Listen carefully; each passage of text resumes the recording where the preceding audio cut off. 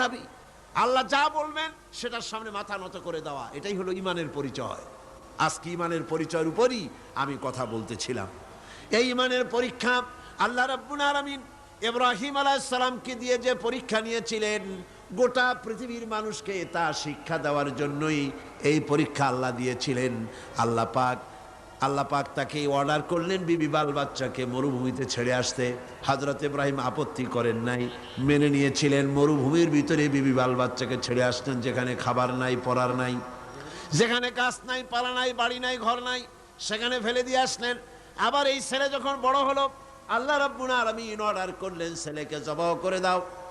ইব্রাহিম আলাইহিস সালাম কোনো আপত্তি করেন নাই, বরং ছেলেকে বলেছেন, ইয়া বুনাইয়া ইন্নী আরা ফিল মানাম আন্নী আযবাহুক, আমি স্বপ্নে দেখেছি আমি যেন তোমাকে জবাহ করতেছি, এখন তোমার রায় কি আমাকে বলো। ছেলেও বিদ্রোহ করলো না। ছেলে কি পয়গম্বর না?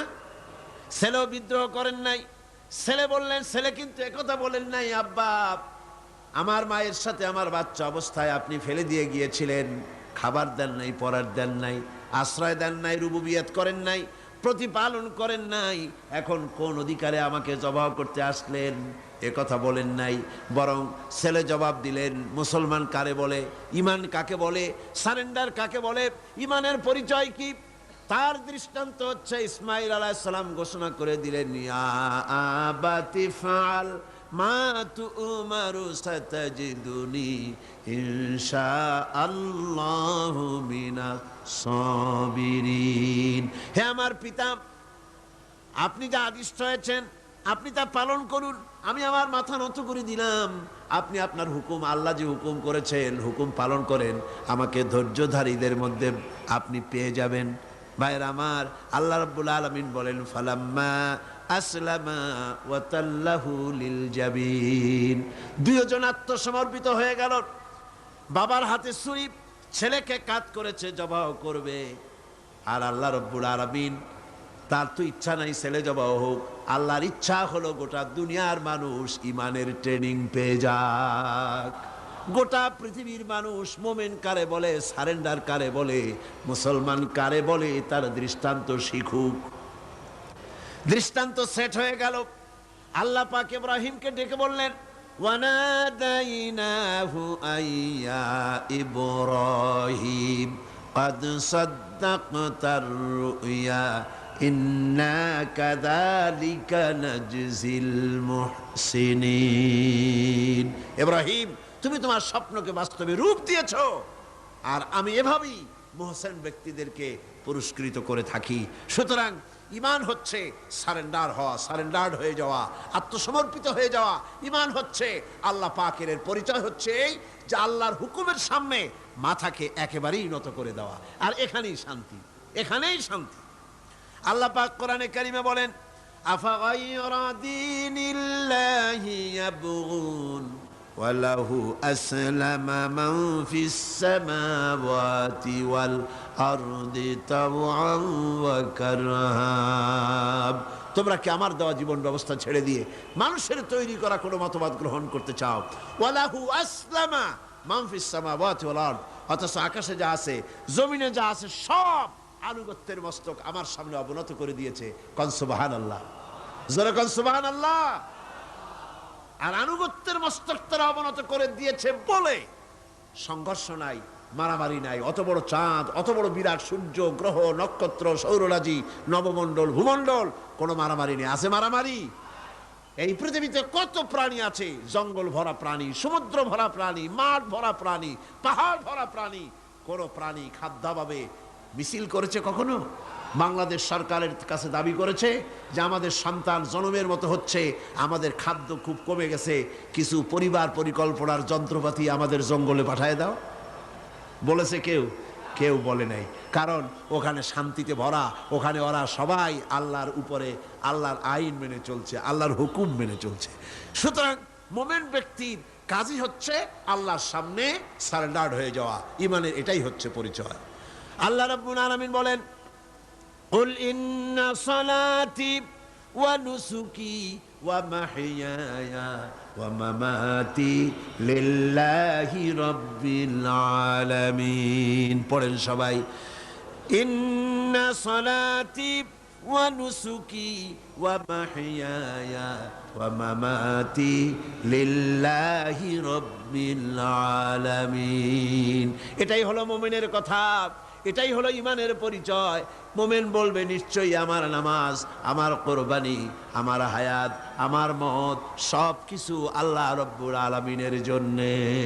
বাঁচবো আল্লাহর জন্য, নামাজ পড়বো আল্লাহর জন্য, যাকাত দিব আল্লাহর জন্য, চাঁদা দিব আল্লাহর জন্য, নির্বাচন করবো আল্লাহর জন্য, ভোট দিব আল্লাহর জন্য, বক্তৃতা করবো আল্লাহর জন্য, পৃথিবীতে বেঁচে থাকবো আল্লাহর জন্য, জীবন দেব আল্লাহর জন্য। আমার বাঁচা মরা সব কার জন্য? চিল্লায় বলেন, আরো জোরে চিল্লায় বলেন, কার জন্যে?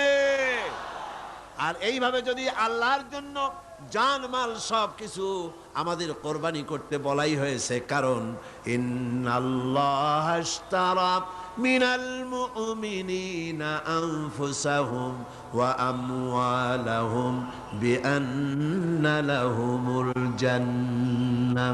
আল্লাহ পাক বলেন, আমি আমার মুমিনের জান এবং মালকে সবটা আমি খরিদ করে নিয়েছি, বিনিময় মুমিনকে আমার জান্নাত দান করেছি। জোরে বলেন সুবহানাল্লাহ। বিনিময় তাদের জন্য বেহেশত। সুতরাং ইমানের, আজকে আমি ইমানের পরিচয় বললাম, কালকে ইমানের বাকি অধ্যায় আপনাদের সামনে আলোচনা করব ইনশাআল্লাহ। মোনাজাতের জন্য দাঁড়ানো ভাইরা বসেন, যত লোক দাঁড়িয়ে আছেন সব বসেন। হে বিশ্বাসীরা, আমি কি তোমাদের কেমন একটি ব্যবসার কথা বলবো না, যে ব্যবসায় তোমাদেরকে কঠিন জাহান্নামের শাস্তি থেকে বাঁচায় দেবে? কোন সুবহানাল্লাহ। আল্লাহ জাহান্নামের শাস্তি থেকে বাঁচাবার জন্য ফর্মুলা দিচ্ছেন, বাতায় দিচ্ছেন। আমি এমন একটা ব্যবসার কথা তোমাদের বলি, যে ব্যবসাটা করলে পরে জাহান্নামের কঠিন শাস্তি থেকে তোমরা বেঁচে যাবে। ব্যবসার কথা আল্লাহ পাক এই জন্য বললেন, মানুষের ব্যবসায় লাভবান হওয়ার ব্যাপারটায় খুব বেশি লোভ থাকে। ব্যবসায় লাভবান হওয়ার জন্য রাত জাগে, কষ্ট করে, পরিশ্রম করে। ব্যবসাটা মানুষ খুব ভালো বোঝে। এই জন্য কিয়ামতের দিনে নাকি এক ব্যক্তিকে উপস্থিত করা হবে, ফেরেশতা তাকে বলবে, এটা কোনো কোরআন হাদিস নয়, রূপক একটি কথা। ফেরেশতা তাকে জিজ্ঞেস করবে, সে লোকটা বড় ব্যবসায়ী, পৃথিবীতে নাম করা ব্যবসায়ী ছিল। ফেরেশতা তাকে প্রশ্ন করবে, আল্লাহর বান্দা, তোমার নেক এবং পাপ আর পুণ্য দুটোই সমান সমান হয়ে গেছে, বলো এখন তুমি কোথায় যাবা? দোজখে যাবে না বেহেশতে যাবা? ব্যবসায়ী লোকটি তখন বলবে, ভাই ফেরেশতা, আমি বেহেশতও চিনি না, দোজখও চিনি না, যেখানে গেলে পরে আমার 2 টাকা লাভ হবে আমার সেখানে পাঠায় দাও। তার মানে হচ্ছে ব্যবসাটা মানুষে খুব ভালো বোঝে, আর লাভ এর কথা শুনলে পরে মানুষ সেদিকে বেশি ঝুঁকে পড়ে। এই পৃথিবীর বুকে যত ব্যবসা আছে, সমস্ত ব্যবসার ভিতরে লাভ আছে, নোকসানেরও সম্ভাবনা আছে। 100% লাভের সম্ভাবনা নিয়ে ব্যবসা কেউ করতে পারে না, করা সম্ভব নয়। আল্লাহ রাব্বুল আলামিন বলেন, আমার সঙ্গে যে ব্যবসাটা হবে ওই ব্যবসাটা হলো তিজারাতান লান তাবুর। এই ব্যবসার ভিতরে কোনো নোকসান নাই, কোনো রকমের ক্ষতি বা লসের কোনো সম্ভাবনা নাই। জোরে বলেন সুবহানাল্লাহ। জাহান্নাম থেকে যদি বাঁচতে চাও, আমার সাথে ব্যবসা করো। সেই ব্যবসাটা কি? জাহান্নামের আযাব থেকে বাঁচতে হলে আল্লাহর সাথে যে ব্যবসাটা, সেই ব্যবসাটার নাম হলো ঈমান। সেই ব্যবসাটার নাম কি? ঈমান। তুমিনুনা বিল্লাহি ওয়া রাসূলিহি ওয়া তুজাহিদুনা ফি সাবিলিল্লাহি বিআমওয়ালিকুম ওয়া আনফুসিকুম যালিকুম খায়রুল লাকুম ইন কুনতুম তা'লামুন। এটা হলো আমার সঙ্গে ব্যবসাটা করো, পুঁজি খাটাও, 3টা পুঁজি খাটাও। সে 3টা পুঁজি হলো ইমানের উপরে ভিত্তি করে। একটা হলো আমি আল্লাহর উপরে ইমান, 2 নম্বরে আমার রাসূলের উপরে ইমান, আর আমার রাস্তায় জান আর মাল দিয়ে জিহাদ করা। এই ইমানের পুঁজি যদি খাটাতে পারো, জাহান্নামের কঠিন শাস্তি থেকে আমি আল্লাহ বাঁচায় দেব। দুনিয়াও যত আযাব আসে, গজব আসে, এটা হলো পরকালের কথা। দুনিয়ায় যত শাস্তি আছে, গজব আসিব, দুনিয়ার আযাব থেকেও বাঁচার জন্য আল্লাহ পাক বলেন ঈমান হলো একমাত্র অবলম্বন। ঈমান যদি থাকে দুনিয়ার আযাব থেকেও বাঁচায় দেব। ওয়ালাম্মা জাআ আমরুনা নাজ্জাইনা হুদাও ওয়াল্লাযীনা আমানু মাআহু বিরহমাতিম মিন্না ওয়ানাজ্জাইনাহুম মিন আযাবিন গালীয। আল্লাহ পাক বলেন, যখন আমার আযাবের ফয়সালা হয়ে গেল, চূড়ান্ত রূপে আযাবের ফয়সালা হয়ে গেল কওমে হুদের উপরে, আমি তখন হুদকে এবং তার উপরে যারা ঈমান এনেছিল, আমার উপরে যারা ঈমান এনেছিল, ঈমানদারদেরকে হুদের সঙ্গে আমি বাঁচাইয়া দিলাম, আমার গজব থেকে তাদেরকে রক্ষা করলাম। সুতরাং ঈমান হলো আসল জিনিস, সে আসল জিনিসের সাথে আমাদের সম্পর্ক খুবই কম। ঈমান হচ্ছে পৃথিবীর শান্তি এবং সমৃদ্ধির চাবিকাঠি। খাল কাটা অভিযানের মাধ্যমে সমৃদ্ধির চাবিকাঠি নয়। পৃথিবীতে আপনি তুঁত গাছ বেশি করে লাগাইয়া বেশি রকমের উৎপাদনমুখী অনেকগুলি কাজ করলেন, কিন্তু আপনার কাছে ঈমান নাই, আপনি পৃথিবীর ভিতরে শান্তি এবং সমৃদ্ধি লাভ করতে পারবেন না। আজ আমেরিকার মতো দেশ, যার প্রযুক্তির অভাব নাই, টেকনোলজির অভাব নাই, বিজ্ঞানের অভাব নাই, সব কিছু যার রয়েছে, সেই আমেরিকাও এখন অর্থনৈতিক সংকটে পড়ে গিয়েছে। এই অর্থনৈতিক সংকট থেকে বাঁচবার জন্য বেচারা, ওদের তো বুদ্ধি কম না, বুদ্ধি খুব ভালো। বুদ্ধি আল্লাহ যাদের বেশি হওয়ার কথা ছিল, আল্লাহ যাদের বুদ্ধি বেশি দেওয়ার কথা ছিল, যাদের বুদ্ধি বেশি হবে, তাদের মগজই আজকে খালি হয়ে গেছে। আমেরিকা তার অর্থনৈতিক সংকটের কারণে বিশাল মাথা ভারী সৈন্য, এই এত সৈন্য পুষবে কি করে? কষ্ট হয়ে গেছে, মুসিবত হয়ে গেছে এই বিরাট সেনাবাহিনী তার জন্য। কি চালাক, কি বুদ্ধিটা! সে বুদ্ধি করে সাদ্দামকে বলে দিল, তোমার কিছু সংখ্যক সৈন্য কুয়েতের বর্ডার দিয়ে একটু মার্চ করায় আনো, যুদ্ধ টুদ্ধের দরকার নাই, খালি একটা মার্চ করায় নিয়ে আসো। সাদ্দাম তার 60,000 সৈন্য কুয়েতের বর্ডার দিয়ে মার্চ করায় নিয়ে আসলো। কুয়েত তো শীত, মার্চ দেখেই তার অবস্থা কাহিল। আমেরিকা বলল, কোনো ভয় নাই, এ সাদ্দাম ভারী দুষ্ট, তোমারে শেষ করবে, আমি আসতেছি, আমি থাকতে তোমার ভরসা কি? মানে এই ভয় কি? সাহায্য চাওয়ার আগেই 2 লক্ষ সৈন্য পাঠিয়ে দিল কুয়েতে। এই 2 লক্ষ সৈন্য, সাদ্দাম তো শুধু মার্চ করে, তার সৈন্য ব্যারাকে পাঠিয়ে দিয়েছে। 2 লক্ষ সৈন্য কুয়েতের বুকে আজ অবস্থান করছে। এই 2 লক্ষ সেনাবাহিনীকে খাওয়া পরা, তাদের বেতন, তাদের চিকিৎসা, তাদের সামরিক মহড়া, সব খরচ বহন করতে হবে কুয়েতকে এবং সৌদি আরবিয়াকে। দেখেন অবস্থা। তাহলে বোঝা গেল, ঘটনাটা বাইদি ভাই আমি বললাম, মূল আমি যেটা বলতে চেয়েছি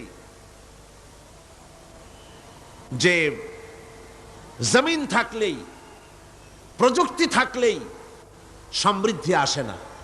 সমৃদ্ধির জন্য, স্বস্তির জন্য, স্থিতিশীলতার জন্য, সবকিছুর জন্য প্রয়োজন হচ্ছে ঈমান। সবকিছুর জন্য প্রয়োজন কি? ঈমান। ঈমানটা এলেই, জমিনটা তো আল্লাহর, জমিনটা কার? আল্লাহ রাব্বুল আলামিন বলেছেন, আমি যেখান থেকে শুরু করেছিলাম ভূমিকার ভিতরে, যেখানে বলেছিলাম ওয়ালাউ আন্না আহলাল কুরআ আমানু ওয়াত্তাকাউ লাফাতাহনা আলাইহিম বারাকাতিম মিনাস সামাই ওয়াল আরদ। আল্লাহ পাক বলেন, দেশের লোকেরা, জনপদের লোকেরা যদি আমার উপর ঈমান আনে আর আমাকে ভয় করার নীতি যদি অবলম্বন করে চলে, আল্লাহ 2টা শর্ত দিলেন। জোরে বলেন, শর্ত দিলেন কয়টা? কি কি? ঈমান আর তাকওয়া। ঈমান আর কি? 2টা শর্ত দিলেন আল্লাহ। বললেন, আমার উপরে যদি ঈমান আনো আর আমাকে ভয় করার নীতি যদি অবলম্বন করে চলো, লাফাতাহনা আলাইহিম বারাকাতিম মিনাস সামাই ওয়াল আরদ, তাহলে আকাশ আর জমিনের সব বরকতের দরজা আমি আল্লাহ খুলে দেব। খাবারের অভাব হবে না, আকাশ থেকে বৃষ্টি পড়বে, সার পড়বে। সার তো নতুন আবিষ্কার হয়েছে, এর আগে এই পৃথিবীতে সার কে দিয়েছেন? আল্লাহ রাব্বুল আলামিন দিয়েছেন, এখনো দিচ্ছেন। পৃথিবীর মাটিতে আমি এই মাটির বরকতের সব দরজা খুলে দেব। আমাদের দেশে কোনো জিনিসের অভাব নাই। ভোলায় গেছিলাম, ভোলা বরিশাল, গ্রেটার বরিশাল, এর মধ্যে ভোলা এখন একটা জেলা। সেখানে শুনলাম তেলের কূপের সন্ধান পাওয়া গেছে, কিন্তু তেল উঠাইতে পারতেছে না। তেল আমাদের দেশেও আছে, আমাদের দেশেও তেল আছে, কোন আলহামদুলিল্লাহ। অনেক সম্পদ আছে। আল্লাহ পাক বলছেন, আমার উপরে যদি ঈমান আনো আর আমাকে ভয় করার নীতি যদি অবলম্বন করো, মাটির তলার তেল সবটুকুন বের করে দেব। আর যদি আমার উপর ঈমান না আনো, আমাকে যদি ভয় না করো, বরং আমাকেই যদি বৃদ্ধাঙ্গুষ্টি প্রদর্শন করে চলো, মাটির তেল উঠবে না, তোমাদের তেল বের করে ছাড়বো। এবার আমি বলবো, প্রত্যেকটি জিনিসের বিপরীত আর একটা জিনিস থাকে, থাকে না? থাকে কি না? যেমন রাতের বিপরীতে দিন, আকাশের বিপরীতে জমিন, অমাবস্যার বিপরীতে পূর্ণিমা, ভালোর বিপরীতে মন্দ, সত্যের বিপরীতে মিথ্যা, আবার সুন্নতের বিপরীতে বেদাত, তাওহীদের বিপরীতে শিরক। অনুরূপভাবে এই পৃথিবীতে ঈমানের বিপরীত আর একটা শব্দ আছে, যার নাম হলো কুফর।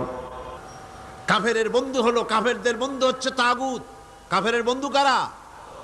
আল্লাহ পাক বলেন, ওয়াল্লাযীনা কাফারু আউলিয়াউহুমুত তাগুত ইউখরিজুনাহুম মিনান নূরি ইলায যুলুমাত।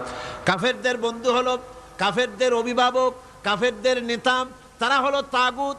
আর তাগুত হলো নিজেও আল্লাহর আইন মানে না, অন্যদেরকেও আল্লাহর আইন মানতে দেওয়ার, মানার সব পথ রুদ্ধ করে দেয়। ওর নাম হলো তাগুত। আল্লাহ বলেন কাফেরদের বন্ধু হলো তাগুত। এই তাগুতেরা কাফেরদেরকে ইউখরিজুনাহুম মিনান নূরে ইলায যুলুমাত, এই আলো থেকে এদেরকে অন্ধকারের ভিতরে নিয়ে যায়। তাগুতেরা, তাগুত শক্তি কাফেরদেরকে আলো থেকে কোথায় নিয়ে যায়? অন্ধকারের ভিতরে নিয়ে যায়। আলো হচ্ছে ইসলাম। আলো কি? ইসলাম। আর অন্ধকার কি? মানুষের তৈরি করা মতবাদ। তাই এরা বলতে থাকে, পৃথিবীর এই সব মানুষেরা এরা বলতে থাকে যে দেখো, ইসলাম হচ্ছে বহুত পুরানা জিনিস, এটার মধ্যে তেমন কিছু নাই। আসল হচ্ছে মুক্ত বুদ্ধি, মুক্তি চেতনা, মুক্ত চেতনা, মুক্ত বুদ্ধি, এগুলোর দিকেই মানুষকে তারা আকর্ষণ করে। নাস্তিক্যবাদের দিকে শয়তানের এই চেলারা নাস্তিক্যবাদের দিকে মানুষকে ঠেলে দিয়ে দেয়। নাউযুবিল্লাহি মিন যালিক। তারা মানুষকে জ্ঞানের নামে অন্ধকারের দিকে ঢুকিয়ে দেয়। তাদের কাছে যে জ্ঞান আছে, আমাদের দেশে যত বুদ্ধিজীবী আছে, আমি পাইকারি হারে সমস্ত বুদ্ধিজীবীদেরকে খারাপ বলি না। বুদ্ধিজীবী মাত্রই খারাপ নয়। যে সমস্ত বুদ্ধি কন্ট্রোল হয় ওহির জ্ঞান দিয়ে, সেই সব বুদ্ধিজীবীরা ভালো বুদ্ধিজীবী। আর যে সব বুদ্ধিজীবীরা ওহির জ্ঞানকে অস্বীকার করে নিজস্ব মন মস্তিষ্ক প্রচিত জ্ঞান দিয়ে মানুষকে জ্ঞান বিতরণ করতে চায়, ওরাই হলো তাগুতি শক্তি, ওরাই হচ্ছে নাস্তিক, ওরাই হচ্ছে মুরতাদ, যারা আল্লাহর জ্ঞানকে, ওহির জ্ঞানকে অস্বীকার করে মুক্তি বুদ্ধি চর্চার নামে যারা মানুষের সামনে প্রচার করে নিজেদের মতবাদ। সৃষ্টি স্রষ্টাকে তৈরি করেছে, মানুষেরা বুদ্ধি করে চিন্তা ভাবনা করে একটা স্রষ্টা বানায়েছে। আসলে স্রষ্টা বলতে কেউ নাই, জোরে কর নাউযুবিল্লাহ। এরা নিজেদেরকে খুব বুদ্ধির ঢেকি মনে করে এক একজন। যেমন আবুল হেকাম মনে করত আবু জাহেলের নাম ওহী আসার আগে ওর নাম কি ছিল? আবুল হেকাম। আবুল হেকাম মানে বুদ্ধির বাপ। কিন্তু ওহির জ্ঞান যখন এসে গেল পৃথিবীতে, তখন ওর নাম হলো কি? আবু জাহেল, মানে কি? মূর্খের পিতা। আজ যারা বুদ্ধিজীবীর নামে, মুক্ত বুদ্ধি চর্চার নামে ইসলামের বিরুদ্ধে কথা বলছে, ইসলামের বিরুদ্ধে কথা বলতে পারাটাই যেন প্রগতিশীলতার একটা প্রমাণ। আল্লাহরে গালি দেওয়া, রসুলকে গালি দেওয়া, পৃথিবীতে এরকম আর কোথাও আছে বলে আমার মনে হয় না, বাংলাদেশে যেরকম আছে। হিন্দু লেখক, হিন্দু সাহিত্যিক, তারাও তাদের ভগবানকে, তাদের দেবতাদেরকে তারা তাদের সাহিত্যে গালি দিয়েছে, এমন সাহিত্য আমার সামনে পড়ে নাই। আপনারা দেখছেন কিনা আমি জানি না।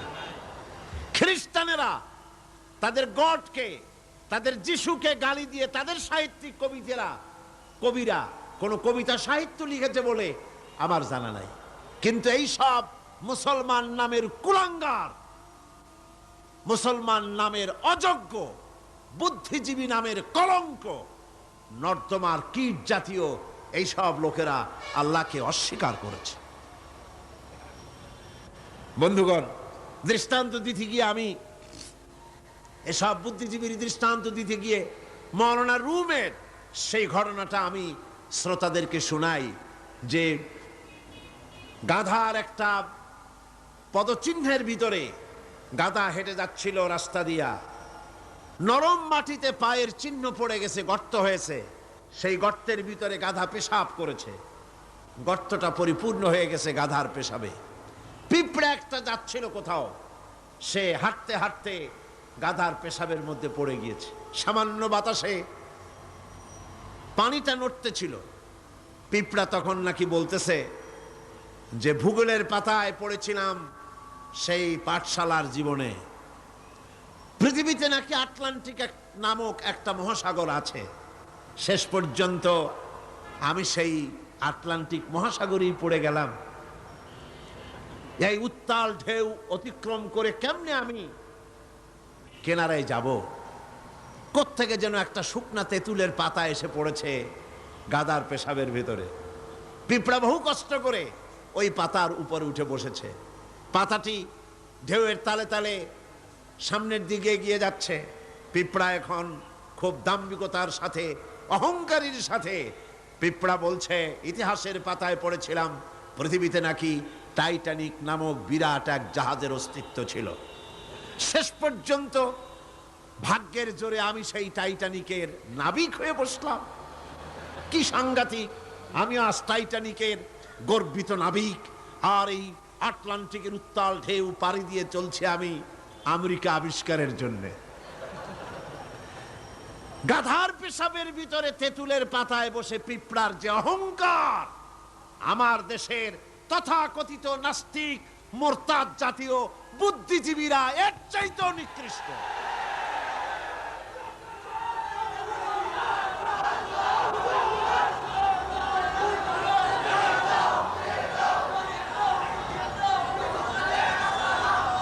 এবার আল্লাহর ভাষায় শুনুন। পৃথিবীর শ্রেষ্ঠ মানুষ কারা, তাও আল্লাহর ভাষায় শুনেছেন।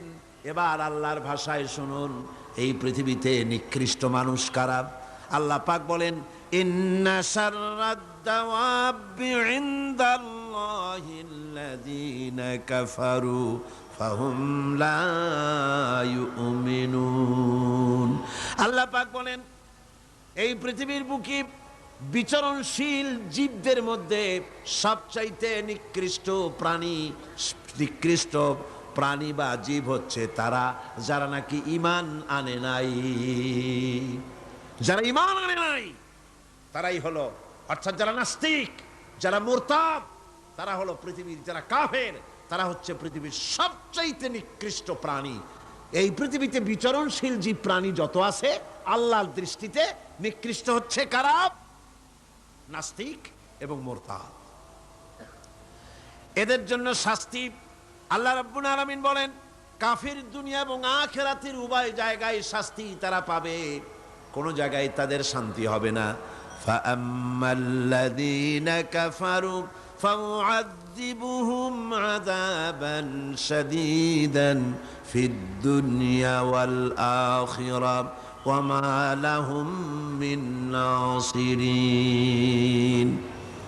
যারা নাকি কুফরি করেছে, আমাকে অস্বীকার করেছি, আমার আইনকে অবজ্ঞা করেছে, অস্বীকার করেছে, তাদেরকে দুনিয়া এবং আখিরাতে আমি লাঞ্ছিত করব এবং তারা কোনো সাহায্যকারী পাবে না। কাফের হচ্ছে, নাস্তিক এবং মুরতাদরা হচ্ছে চতুষ্পদ জানোয়ারের মতো নির্বোধ। এরা নিজেদেরকে বুদ্ধিমান বলে দাবি করে, কিন্তু আল্লাহর কথায় এরা হচ্ছে নির্বোধ চতুষ্পদ জানোয়ারের মতো। কিসের মতো বলুন? জানোয়ারের মতো।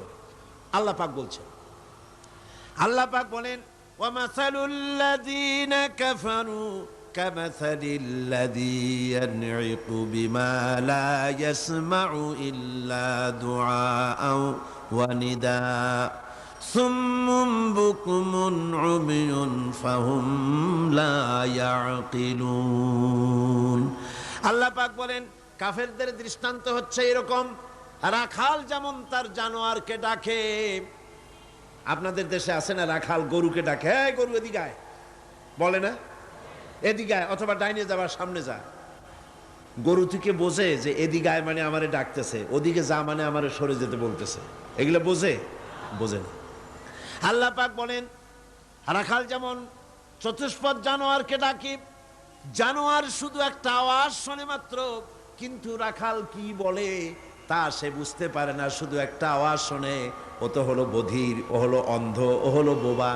অনুরূপভাবে যারা কাফের তারাও কোরআনের কথা শোনে, হক তারা দেখে, হকের আওয়াজ তারা শোনে, কিন্তু ওই চতুষ্পদ জানোয়ারের মতো একটা আওয়াজ শোনে, কি বলে তা তারা বোঝে না। অন্তর থাকতে, বিবেক থাকতে তারা হককে বোঝে না, চোখ থাকতে হককে দেখে না, কান থাকতে হকের কথা তাদের কানের মধ্যে ঢুকে মনের গহীনে বুঝে, মনের গহীনে পৌঁছে সেটার অনুসরণ তারা বোঝে না, চিন্তাও করে না। এদের অবস্থা হলো উলাইকা কাল আনআম, এরা হলো চতুষ্পদ জানোয়ারের মতো। আল্লাহ পাক বলেন শুধু জানোয়ার বললে হয় না, বালহুম আদাল, বরং জানোয়ারের চাইতেও নিকৃষ্ট। যারা নাকি কাফের, যারা নাস্তিক, যারা মুরতাদ, তারা জানোয়ারের চাইতেও নিকৃষ্ট, চতুষ্পদ জন্তুর চাইতেও খারাপ। কাফের নাস্তিক মুরতাদদের সারা জীবনের সাধনা নিষ্ফল। কোরআন বলছে, ভালো করে শোনেন, কোরআন বলছে যারা কাফের, ঈমান যারা আনে নাই, যারা নাস্তিক, যারা মুরতাদ, তাদের সারা জীবনের সমস্ত সাধনা সব কি? ব্যর্থ, নিষ্ফল। আল্লাহ পাক বলেন ওয়াল্লাযীনা কাফারু আ'মালুহুম কাসারাবিম বিকিআতিন ইয়াহসাবুহুল যামআনু মা হাত্তা ইযা জাআহু লাম ইয়াজিদহু শাইআ।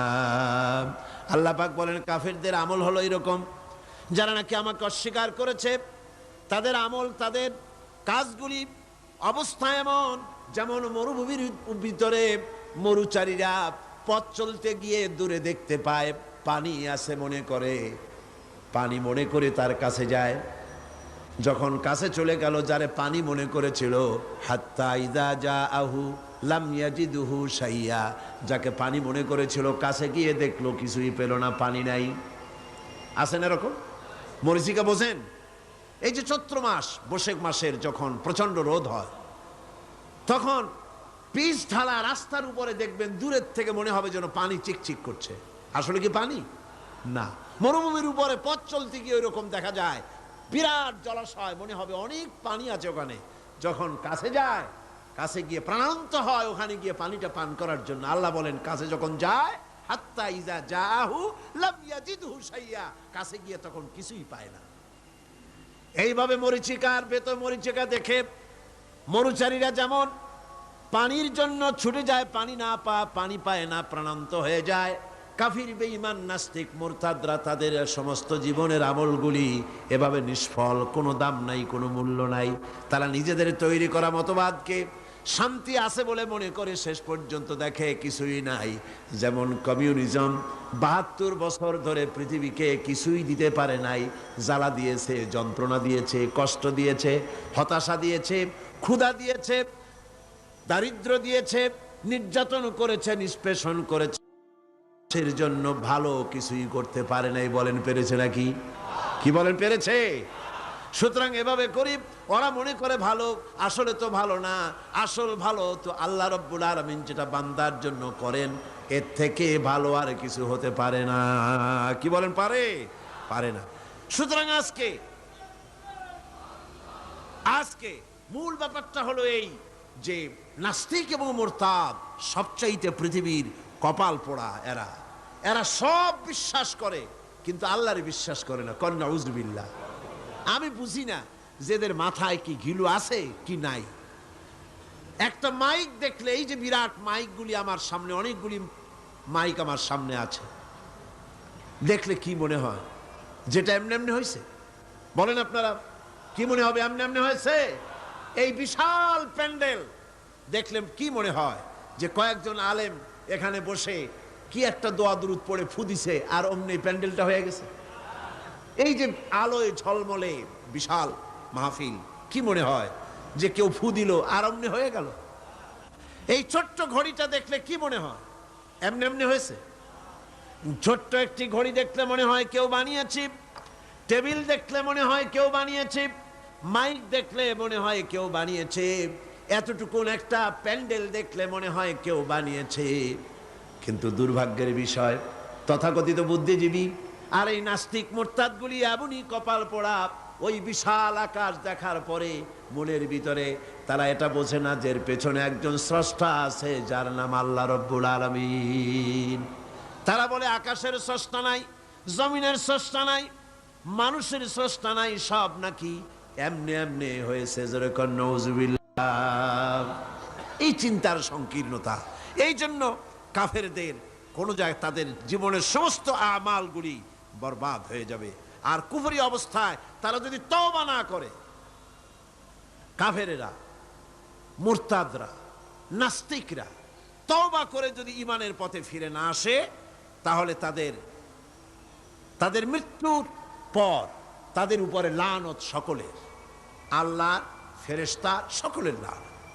আল্লাহ পাক বলেন, ইন্নাল্লাযীনা কাফারু ওয়া মাতু ওয়া হুম কুফফারুন উলাইকা আলাইহিম লা'নাতুল্লাহি ওয়াল মালাইকাতি ওয়ান নাসি আজমাইন।